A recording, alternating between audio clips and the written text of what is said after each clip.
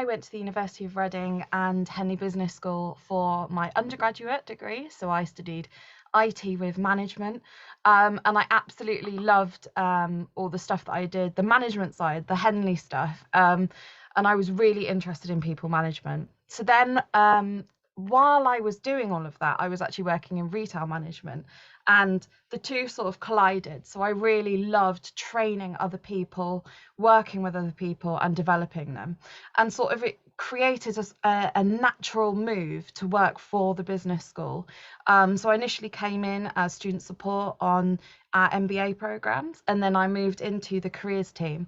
And within the careers team, I'm a learning manager. So essentially, I'm a learning experience designer, and my job is to create programs, workshops, or run lectures, and engage students at all levels. So whether that's undergraduate all the way up to executive MBA on professional development and also the future of work.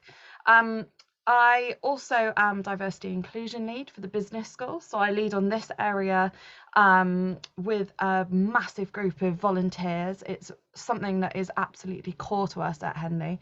And part of my role is to implement training for both staff and students, and to ensure that people feel comfortable having those difficult and courageous conversations. Absolutely. So, as part of my role as a learning manager, I specialise in creativity and innovation in learning design.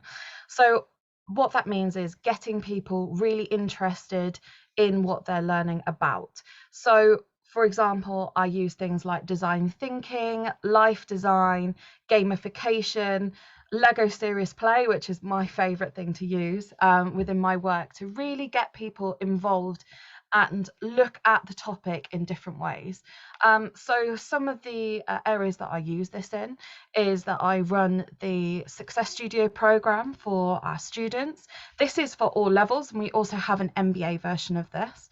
And what we do is we teach professional development skills, so things like presentation skills or networking, etc., or team working in completely different ways. So what I do is I flip it on its head and think, where else are these skills used? So, for example, we teach presentation skills by teaching stand-up comedy.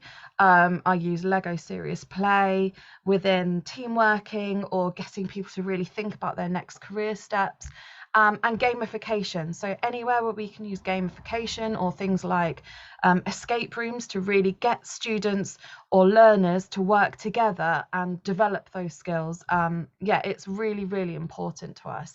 And it's something that we will just be continuing. It's growing and growing within the industry as well. Part of my role at Henley Business School, I lead on diversity and inclusion. That includes things like leading a team of staff volunteers that have come together because they want to make Henley and also the world a better place. I also lead on projects such as the implementation of training across the business school, but also to our students.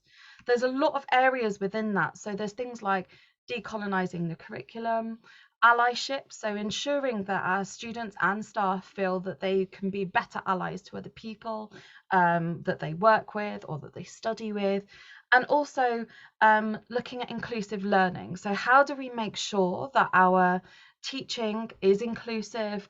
How do we make sure that, for example, everyone feels that they can come and be their own selves, both at work and as a student?